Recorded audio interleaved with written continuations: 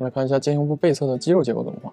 像这个，第一个它是骨骼结构，然后呢是肌肉结构，在肩胛骨的上边，这里是冈上肌，然后肩胛冈的下边，这个是冈下肌，挨着它的小块的这个是小圆肌，再挨着它的下面这一块呢就是大圆肌，这是肩胛骨上面的肌肉。然后肩胛骨和胸腔就是后边的这个中线相连接的菱形肌，这些是比较深层一点的肌肉。然后呢，再把它们盖住的是这一块斜方肌。斜方肌下边的最下端就是容易出问题，并不知道它下面这块要结合在哪儿。看有同学呢会画到这里啊，要不就画到了这里，它是和胸腔长度来的。这也就是说，我们为什么一开始要把胸腔的造型掌握，因为很多结构都是要参照胸腔来判断的。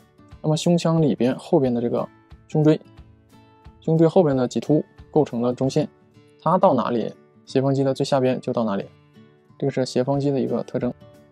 然后再把肩头包裹住盖住的是肩三角肌。我们为什么要一层一层的去了解呢？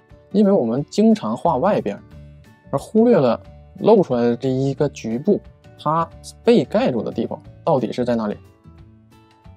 你看这根线，我们去向这里呢，还是去向这里呢，还是去向这里呢？这个是特别容易出问题的地方。如果说不去考虑被盖住的部分去哪里，那么这条线大概率会出问题。这也就是为什么我们要一步一步的去了解它的结构，结构与结构之间的相互关系。不要因为被遮住就不去管，不要因为看不到你就对它没有印象、没有概念啊！要把被遮住的部分要当成没有被遮一样去考虑，这样我们对结构才能有个更深刻、更完整的认识。